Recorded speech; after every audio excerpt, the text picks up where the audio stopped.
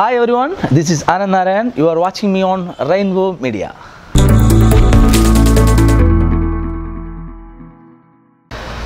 Hobbies, of course, cricket കളിക്കുമായിരുന്നു. പഠിക്കുന്ന സമയത്ത് ക്രിക്കറ്റും ഫുട്ബോളും ആയിരുന്നു മെയിൻ.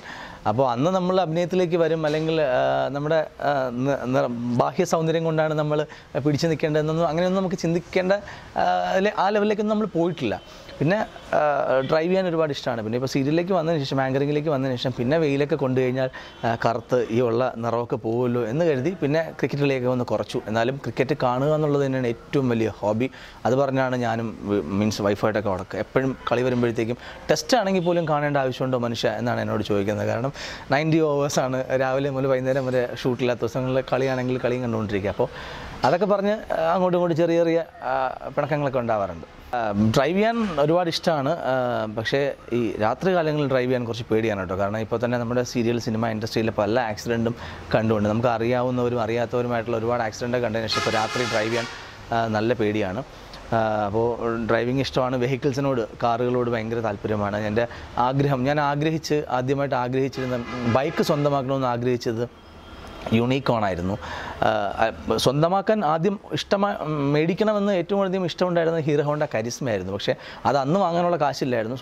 സ്വന്തം കാശ് കൊണ്ട് തന്നെ ആദ്യം മേടിച്ചത് ഹോണ്ടയുടെ യൂണിക്കോൺ ആയിരുന്നു. യൂണിക്കോൺ ഞാൻ ഒരു വർഷം ഉപയോഗിച്ചിട്ട് കൊടുത്തിട്ട് ഞാൻ നേരെ hero Honda charisma, yellow colour, എനിക്ക് ഇപ്പോഴും ഓർമ്മയുണ്ട്, 5047 ആണ് അതിൻ്റെ നമ്പർ. അപ്പോൾ ആ വണ്ടി ഹീറോ ഹോണ്ട കരിസ്മ അന്ന് സ്വന്തമാക്കി. അതിനുശേഷം പിന്നെ 4 വീൽ പഠിച്ചു. അങ്ങനെ ആദ്യം വീട്ടിലേക്ക് വരുന്നത് മാരുതി 800 ആയിരുന്നു. എൻ്റെ അമ്മയും മാമനും കൂടി മേടിച്ച കാറാണ്. പിന്നെ കുറച്ച് കഴിഞ്ഞപ്പോഴത്തേക്കും മാമൻ പുതിയ കാർ മേടിച്ചപ്പോഴത്തേക്കും ആ കാറങ്ങ് ഞങ്ങളെടുത്തു. അങ്ങനെ ആ മാരുതി 800 ആയിരുന്നു കുറച്ച് നാൾ കൊണ്ടു കിടന്നത്. അതിൽ നിന്നും പിന്നെ അതിൻ്റെ ഒരു AC പെർഫോമൻസും അതൊക്കെ ഒരു ബുദ്ധിമുട്ടായി വന്നപ്പോൾ അതിൽ നിന്ന് നേരെ ഓൾട്ടോയിലേക്ക് മാറി. ഓൾട്ടോ ആയിരുന്നു. ഓൾട്ടോ 9270 ആണ് ഓൾട്ടോയുടെ നമ്പർ. ആ ഓൾട്ടോ ഇപ്പോഴും ഉണ്ട്. അതിനുശേഷം ഞാൻ സ്വന്തമായിട്ട് മാരുതി സ്വിഫ്റ്റ് മേടിച്ചു. 9779 ആയിരുന്നു അതിൻ്റെ ഇഷ്ടം, ഒരു ഫാൻസി നമ്പർ. അതെടുത്തു. ഏട്ടനെടുത്ത കാറും 9779 തന്നെയാണ് ഞങ്ങളുടെ വീട്ടിലെ. അപ്പോൾ ഇനിയും ഉള്ള കാറുകളൊക്കെ ആ നമ്പർ തന്നെ വേണം എന്നാണ് ആഗ്രഹിക്കുന്നത്. ഇപ്പോൾ ഞാൻ അറ്റ് പ്രസൻറ്റ് സ്വിഫ്റ്റ് കൊടുത്തു. എൻ്റെ പുതിയ ഒരു ഡ്രീം വെഹിക്കിൾ ക്രെറ്റയാണ് മനസ്സിലെ ആഗ്രഹം. അപ്പോൾ ക്രെറ്റ ബുക്ക് ചെയ്തിരിക്കുകയാണ്. ഇപ്പോൾ 2019 മേക്ക് സ്റ്റാർട്ട് ചെയ്ത് എനിക്ക് തോന്നുന്നു ജാനുവരി എൻഡോടുകൂടി വണ്ടി എത്തുമെന്ന് പ്രതീക്ഷിക്കുന്നു. അപ്പോൾ ആ ഒരു വലിയ ഒരു ഡ്രീം, അല്ലെങ്കിൽ ഇഷ്ടപ്പെട്ട 2 വീലർ സ്വന്തമാക്കി, ഇഷ്ടപ്പെട്ട 4 വീലർ സ്വന്തമാക്കി, ആ 4 വീലർ യൂസ് ചെയ്തതിന് ശേഷം വീണ്ടുമുള്ളൊരു ഡ്രീം വെഹിക്കിൾ ക്രെറ്റ എന്നുള്ള ആഗ്രഹത്തോടു കൂടി ഇപ്പോൾ ക്രെറ്റ ബുക്ക് ചെയ്തിട്ട് ക്രെറ്റയ്ക്ക് വേണ്ടി വെയിറ്റ് ചെയ്യുക. പ്രേക്ഷകരോടൊക്കെ പറയാൻ മാത്രം ഞാൻ വളർന്നോന്ന് ചോദിച്ചാൽ അറിയില്ല. എന്തായിരുന്നാലും നമ്മുടെ അനുഭവങ്ങളാണ്, നമ്മുടെ ജീവിതത്തിലുണ്ടാകുന്ന അനുഭവങ്ങളാണ് ഏറ്റവും വലിയ പാഠപുസ്തകങ്ങളെന്ന് പറയുന്നത് പോലെ ഒരുപാട് നമ്മളെ കാണുമ്പോൾ, പുറത്ത് വെച്ച് കാണുമ്പോൾ നമ്മൾ ഒരുപാട് സ്നേഹിക്കുന്നവർ, ഒരുപാട് ഇഷ്ടപ്പെടുന്നവരുണ്ട്. അപ്പോൾ അതൊരു മീൻസ് എന്തെങ്കിലും ഒക്കേഷൻ ആയിരുന്നാലും, ഒരു മാരേജ് ആയിരുന്നാലും, ഇവൻ എന്ത് ഫംഗ്ഷനിലായിരുന്നാലും നമ്മളെ ഓടി വന്ന് കണ്ട് സംസാരിക്കുന്നവരുണ്ട്.